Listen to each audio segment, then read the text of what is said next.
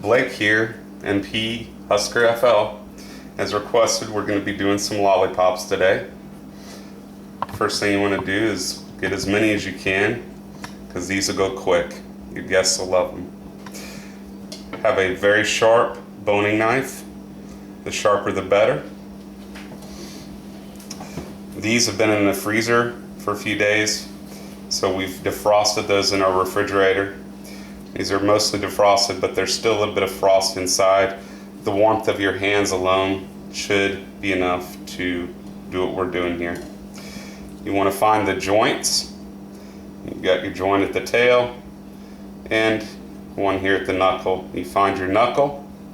You're going to take your knife and just go around that as close as you can. Idea being is you want to disconnect all those connective tissue pieces from the bone, and then as you go, you're scraping the bone with the blade, making sure to cut all of that away from it, leaving that bone clean. And as you're doing it, you're pushing it toward the knuckle, leaving that bone clean. It's still connected. We don't want to break that yet. You're going to take a paper towel. You find out where it is connected here. Bend it back into itself. Snap it, push, and those bones are now exposed. Right there.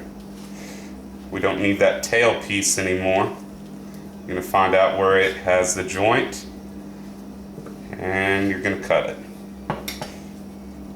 That's basically the only actual cut you make, is to cut this off. Now you're going to find this again where it bends. You're going to bend it back into itself, snap it, pop, and that leaves that bone nice and clean. Press down into the knuckle, forming your lollipop. Now you're left with this one with the two bones. We want to use the larger of the two. You're going to press down. I like to have my thumb right in the center of those two. Press down, pushing it, and now you're going to take this bone. You'll feel where it's connected a little bit. You're going to pop it back, push up, and then pop that bone completely out.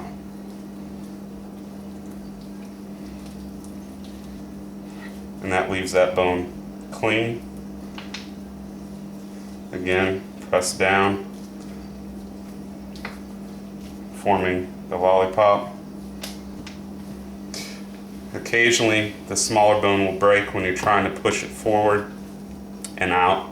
If it does break, it leaves a little shard, so you want to be careful not to break it, but if it does, not a big deal. You just want to get that out of that lollipops, because you don't want your guest getting one of those sharp bones in their mouth.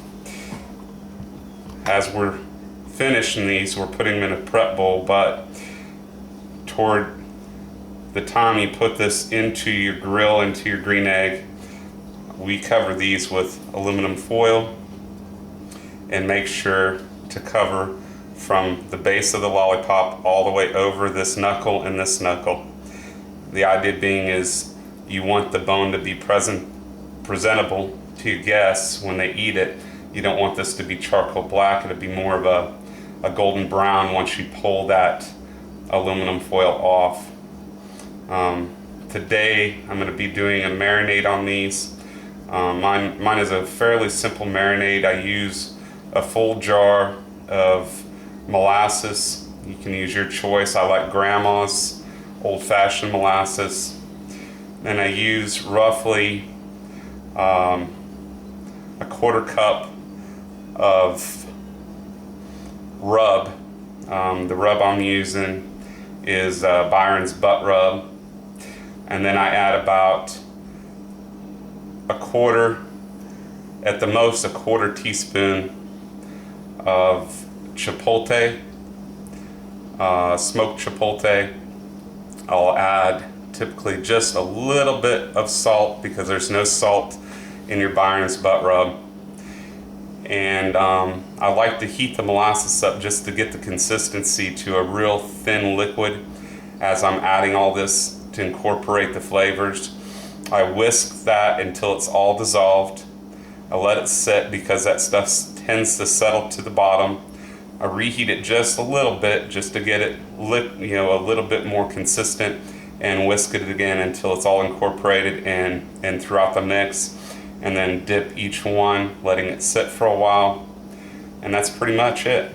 I don't rebase them. I don't do anything during the cook. I leave them be. I do about midway through the cook grab them and try to pop them off the grid. That way you're not ripping it apart. And that's pretty much how I do my lollipops.